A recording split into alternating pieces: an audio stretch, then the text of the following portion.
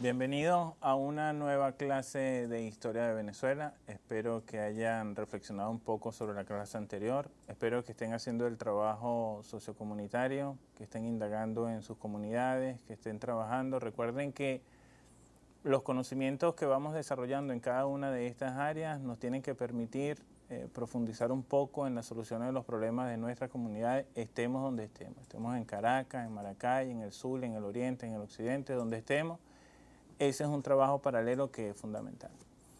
En la clase pasada estuvimos trabajando un poco sobre el tema de la invasión española al continente americano. Las pretensiones de España de expandirse en América, de expandir su historia en América y pretender que nosotros continuemos la historia de España en América. Esta invasión de España a América genera una división profunda en modelos de desarrollo, en modelos culturales, donde pretende imponerse una supuesta cultura superior sobre una cultura inferior, una supuesta civilización ante unos incivilizados, y terminamos demostrando que esos que ellos llamaron incivilizados, esos que ellos llamaron salvajes, eran como más inocentes, eran como trabajaban mejor en el proceso evolutivo histórico, las relaciones sociales, las relaciones económicas, las relaciones de producción, o sencillamente tenían una cultura, tenían un modo de ver la vida, tenían una cosmovisión, tenían una cosmovivencia totalmente distinta a la europea. Los españoles, sin embargo, cuando llegan al continente, asesinan, roban, saquean, destruyen, y por ahí hay unos que todavía pretenden seguir hablando de un bendito descubrimiento que nunca lo fue. En la clase de hoy vamos a trabajar un tema bien importante que tiene que ver, o es la continuación de la clase anterior, y está referido a unas nuevas mentiras. Me perdonan que insista tanto en esto de las mentiras. Lo que pasa es que si nosotros reconstruimos la historia a partir de nosotros mismos y no seguimos con la idea de buscarla donde no está, los resultados van a ser mejor. Recuerden que tenemos un reto en el presente que está proyectado en el futuro y que eso lo planteamos nosotros como venezolanos en la Constitución de la República de Venezuela, de la República Bolivariana de Venezuela, y que ya ustedes deben estar manejando. Bueno, presentamos el tema de hoy.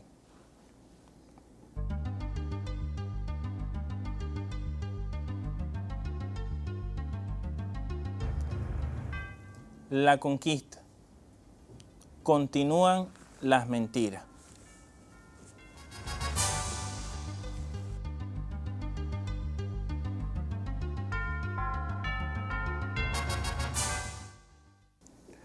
En esto de que continúan las mentiras, vamos a ver de qué se trata esa continuidad de mentiras.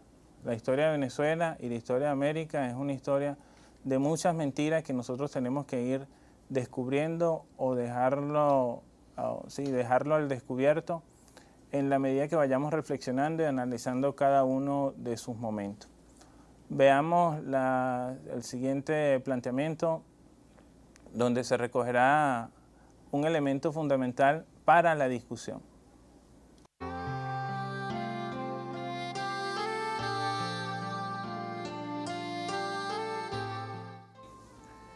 El invento de las razas, justificación ideológica para la discriminación y la explotación del hombre.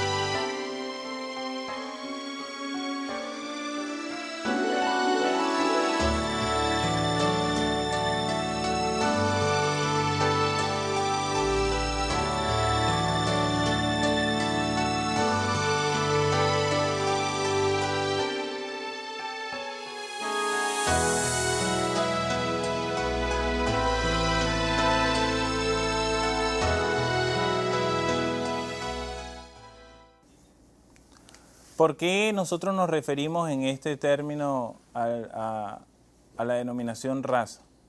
Porque cuando no se habla de descubrimiento, se habla del Día de la Raza. Y entonces uno tiene que reflexionar o pensar un poco. Yo en la casa tengo un perro, es una raza, yo no me acuerdo qué raza es, creo que es Puder. Pero hay distintas razas de perros, hay Doberman, hay Chow Chow, hay distintas razas de animales, de gatos. Nosotros podríamos hablar, cuando nos referimos a los seres humanos, de raza. ¿Cuál es la condición que prevalece en un ser humano? ¿Es el color de la piel? ¿Es el tamaño? ¿Si es feo, si es bonito, es lo delgado, es lo gordo? ¿Por qué cuando nosotros hablamos de raza, en estos momentos o en esos momentos del bendito llamado descubrimiento, lo asumimos como que si eso fuera cierto, como que si eso es así? Cuando un niño nace, sea como sea blanco, sea negro, sea de cualquier color o sea de cualquier tamaño, nosotros no podemos distinguir, es que un niño blanco llora más que un niño negro, es que una niña llora más que un niño, es que el niño indio llora más que el niño blanco, es que son los colores los que van a determinar las condiciones del ser humano. El ser humano está regido por otros valores, está regido por el valor de la inteligencia, por el valor de la humanidad, por los sentimientos, por el cariño, por el afecto, inclusive por la rabia, porque el ser humano también a veces está lleno de ira, a veces está lleno de rabia. Esos son los valores que prevalecen en el ser humano, no es el color de la piel, porque entonces todos los blancos no son iguales. Hay blancos que son más altos, hay blancos que son más bajos. ¿Por qué no se creó la raza de los altos o la raza de los bajos? Hay blancos que son más gordos, hay blancos que son más flacos. Entonces tendríamos que crear entonces la raza de los gordos y la raza de los flacos. Esos son elementos que nosotros tenemos que revisar a la hora de discutir este tema. Porque la raza no es otra cosa que la justificación de una división criminal del hombre, un parcelamiento del hombre, la justificación de crímenes históricos. Si los españoles no hubiesen inventado esto de la raza, tuviesen que aceptar entonces que lo que cometieron fue un genocidio, que lo que cometieron fue un crimen, que lo que hicieron en la violación de niños, en la destrucción de familias, fue uno de los crímenes más abominables que ha conocido la historia. Pero ellos se salvan porque inventan lo de las razas. Entonces, al inventar lo de las razas, ¿qué es lo que se conoce? Bueno, que ellos llegaron aquí y que aquí no habían seres humanos. Aquí había una especie rara, que a ellos se les ocurrió llamar indio porque Cristóbal Colón ni siquiera sabía que había llegado a un continente distinto, porque pensó que había llegado a la India. Ese término de razas no cabe, no está planteado para los seres humanos. Una sola raza es la que existe, es la raza humana. Todos los seres humanos somos distintos, en algo somos distintos. Y que nos une, estamos culturalmente unidos, unos están unidos territorialmente, otros por el lenguaje, otros por la historia. Eso es lo que nos une, eso es lo que nos unifica. Pero lo que nos discrimina no puede ser, bajo ningún concepto y de ninguna manera, el color de la piel. Entonces, planteamos la necesidad de revisar esto de las razas. Vamos a seguir a la siguiente imagen, a la siguiente diapositiva, donde vamos a tratar el tema fundamental de cómo se justifica esta discriminación racial.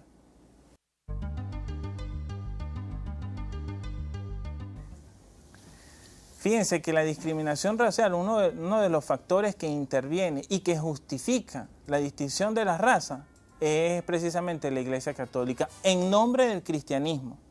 Yo hubiese querido saber, si Cristo estuviese vivo, qué hubiese pensado de esto. Entonces, el papel de la Iglesia Católica en ese momento era persuadir al explotado para que se dejara explotar. Persuadir al indígena rebelde, que no era rebelde, que lo que estaba defendiendo era su libertad, que se dejara explotar, que asumiera pues que él pertenecía o que él era de una civilización o de una cultura inferior. Ese fue el papel ideológico de la Iglesia Católica.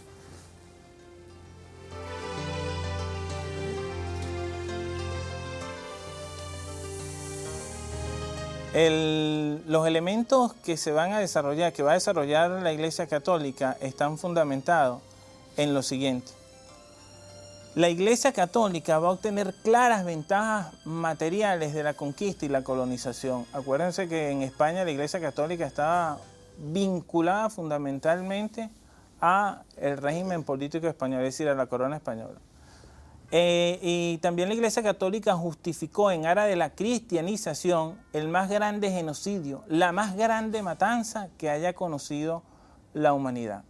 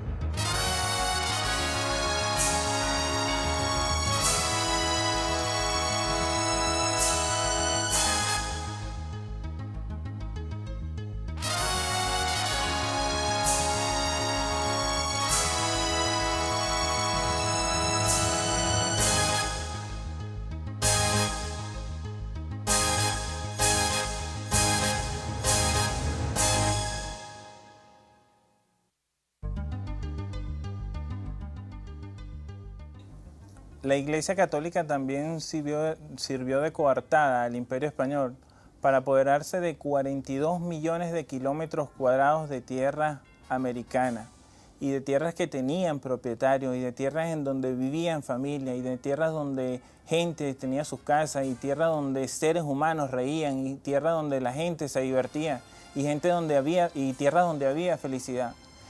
Y con ello, en este apoderarse de esos kilómetros, esos millones de kilómetros de tierra, también con eso se llevaron sus riquezas, esclavizaron a sus hombres, a sus mujeres, a los niños, a los ancianos para condenarlos al yugo colonial, pero fundamentalmente para robarles su historia.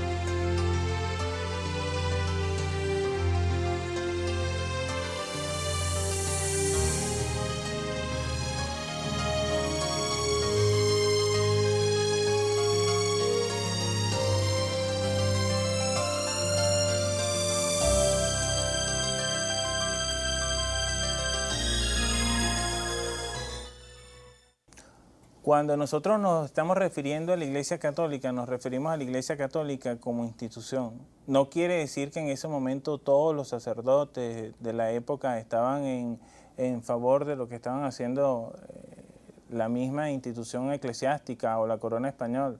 Por ahí tenemos a Bartolomé de las Casas, que fue uno de los que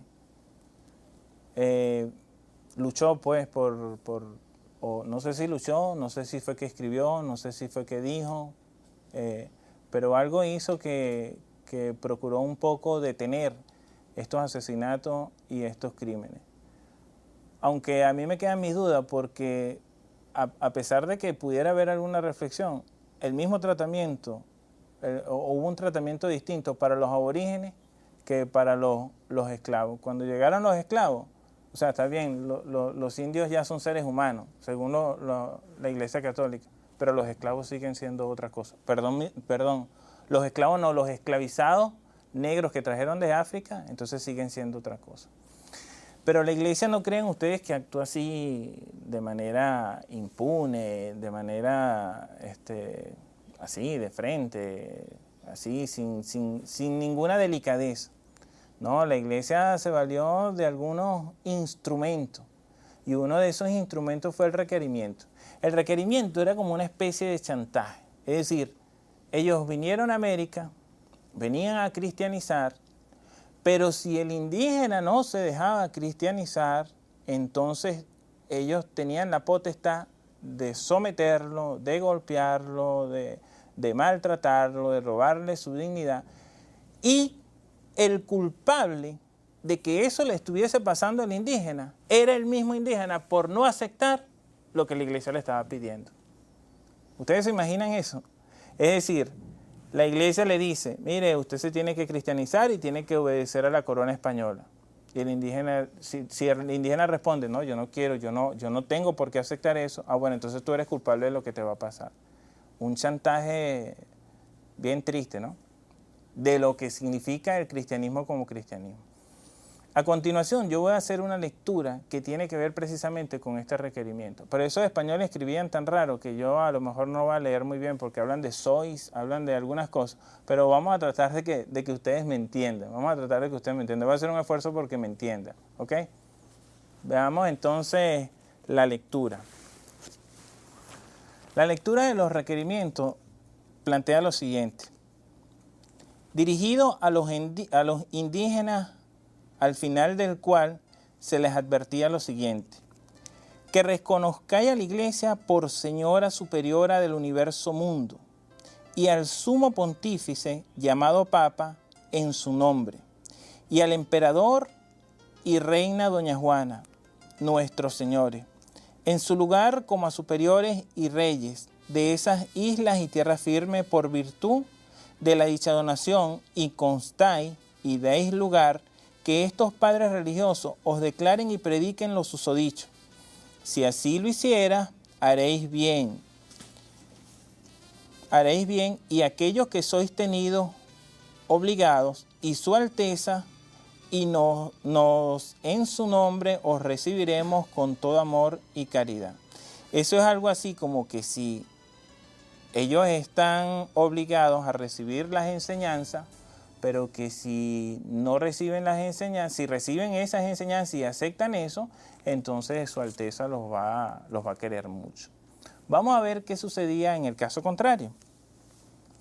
Y si no lo hicieseis, y en ello maliciosamente pusieseis dilación, os certifico que con la ayuda de Dios nosotros entraremos poderosamente contra vosotros y os haremos guerra por todas partes. Y os sujetaremos al yugo y obediencia de la Iglesia y de sus majestades, y tomaremos vuestras personas y de vuestras mujeres e hijos, y los haremos esclavos, y como tales los venderemos y dispondremos de ellos, como su majestad mandare, y os tomaremos vuestros bienes, y os haremos todos los males y daños que pudiéramos, como a vasallos que no obedecen ni quieren recibir a su Señor, y le resisten y contradicen.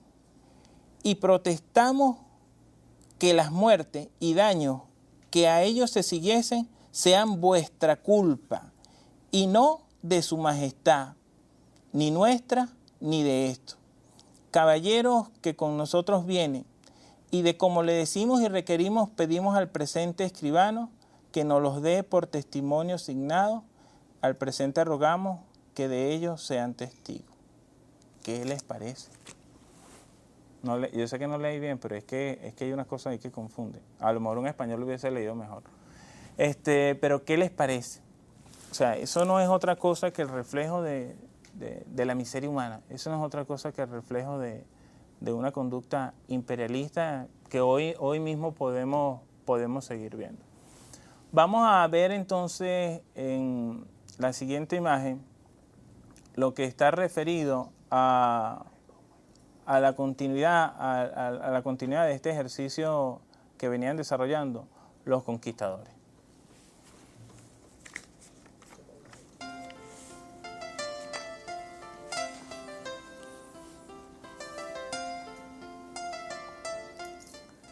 La conquista española entonces comienza a ejercer un dominio en el aspecto político. Es decir, esto se va a cristalizar en una invasión del territorio, en la implantación de un modelo de dominación, y se elimina la libertad de un pueblo milenario con una cultura milenaria.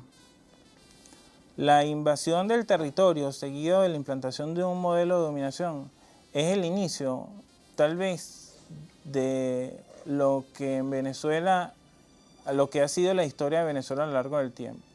Nosotros veníamos de un modelo aborigen donde, como bien lo explicamos, la jerarquización estaba dada más por el conocimiento, más por otros atributos, que sencillamente por la necesidad de implantar un modelo económico.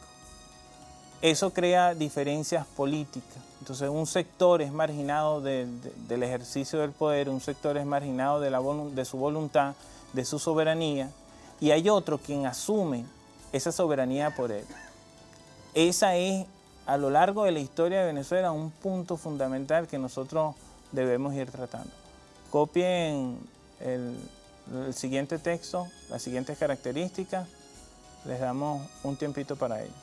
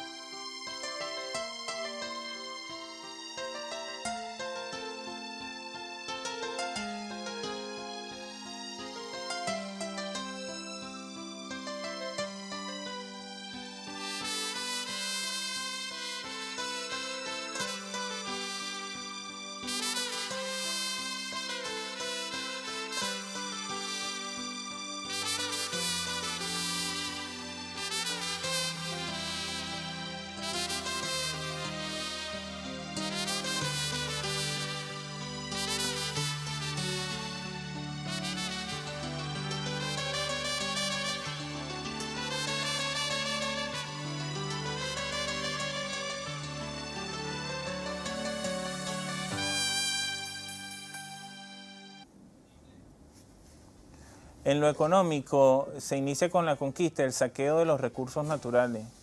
Esos recursos naturales que servían para alimentar todo un pueblo, que servía en lo que los indígenas habían logrado una distribución equitativa de todo lo que ellos producían, es sencillamente saqueado, es sencillamente expoliado hacia otro territorio.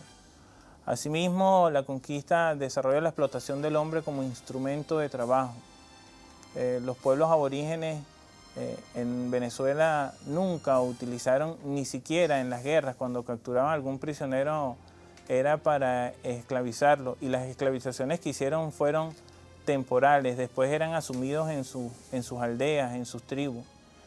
El otro elemento que se desarrolló con la conquista fue la explotación arbitraria de la tierra. Se hicieron dueños de una tierra e históricamente siguen dueños de la tierra.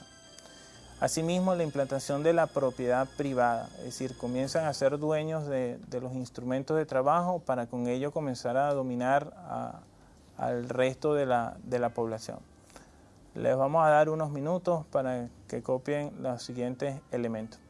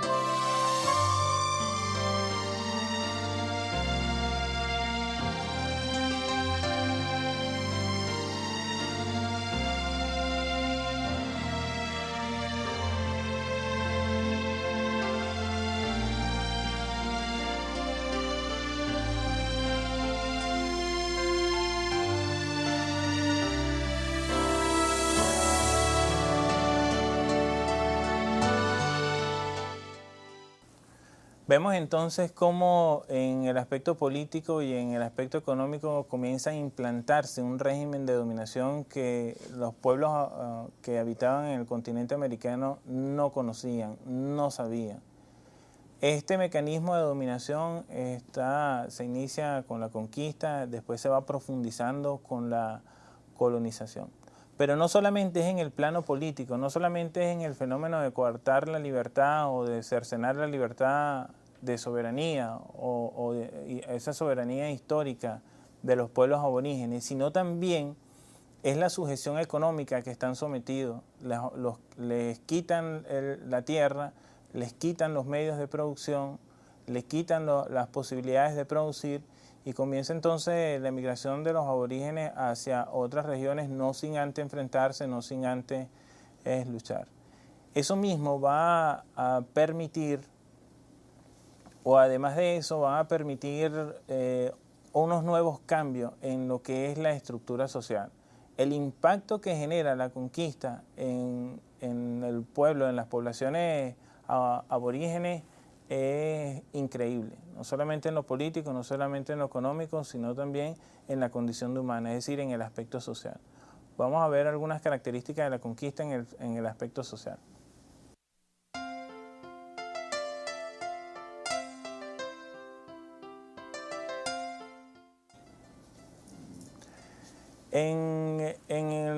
En lo que nos referimos al aspecto social, vemos como la conquista genera un estado de esclavización, asesinato, exterminio de los aborígenes.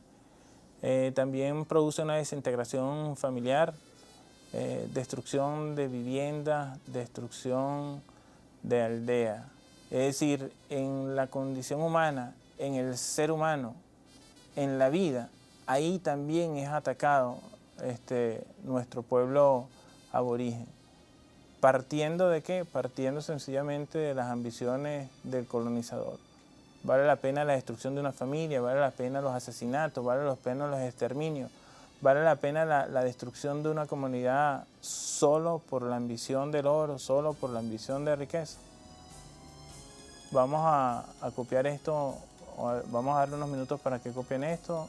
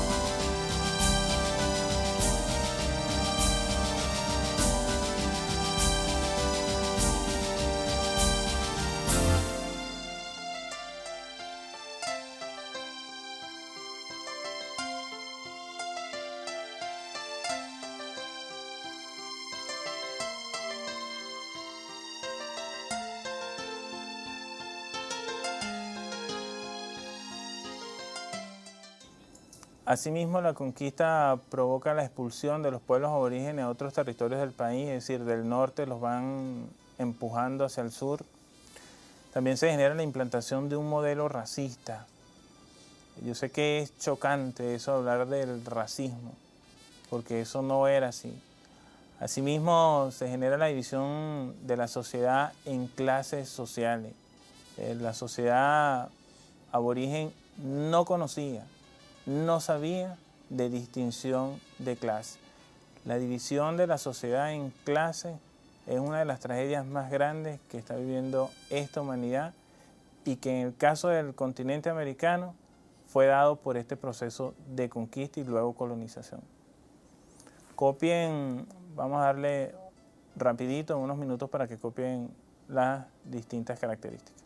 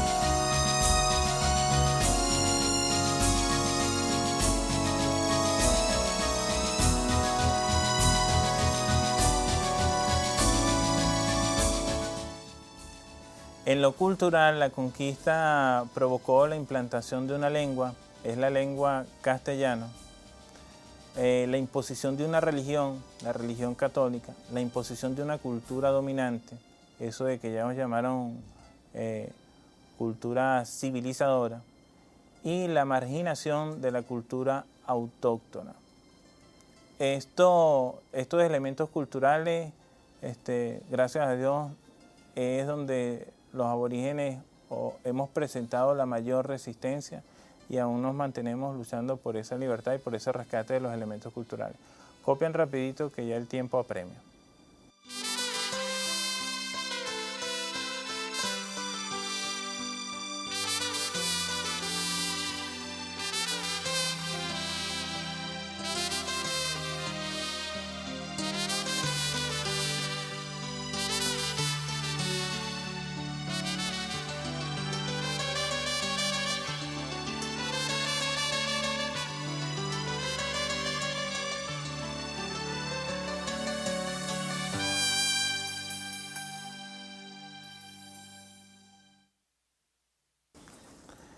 Civilizarnos, cristianizarnos, sobre eso es que tenemos que reflexionar. ¿Esa era una civilización superior? ¿Era una cultura superior? Bueno, sobre esas cosas ustedes tienen que reflexionar en grupo. Vamos a ver a continuación unas imágenes que tratan sobre la conquista en distintos tiempos. Es decir, esa miseria humana de la que hablamos en la clase de hoy, en donde la codicia, lo material prevalece sobre el ser humano, eso no solamente fue en la época de la conquista española, eso se mantiene a través del tiempo. Pero no les digo más, vamos a ver las siguientes imágenes.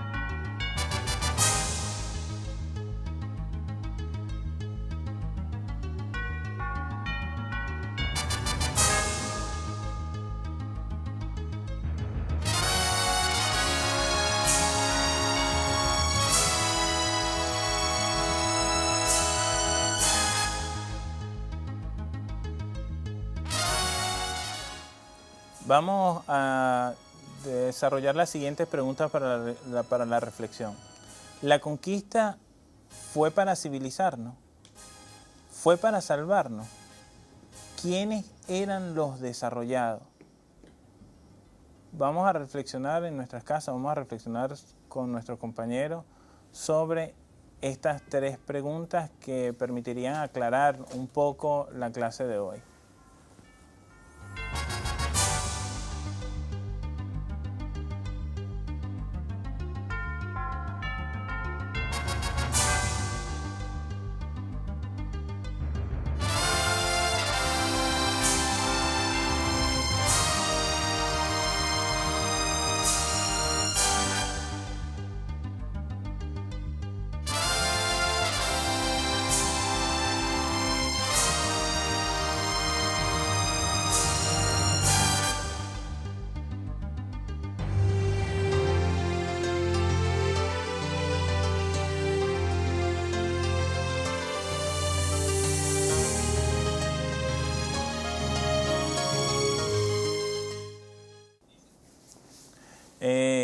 Con las imágenes y estas preguntas vamos a tratar de concluir la clase de hoy.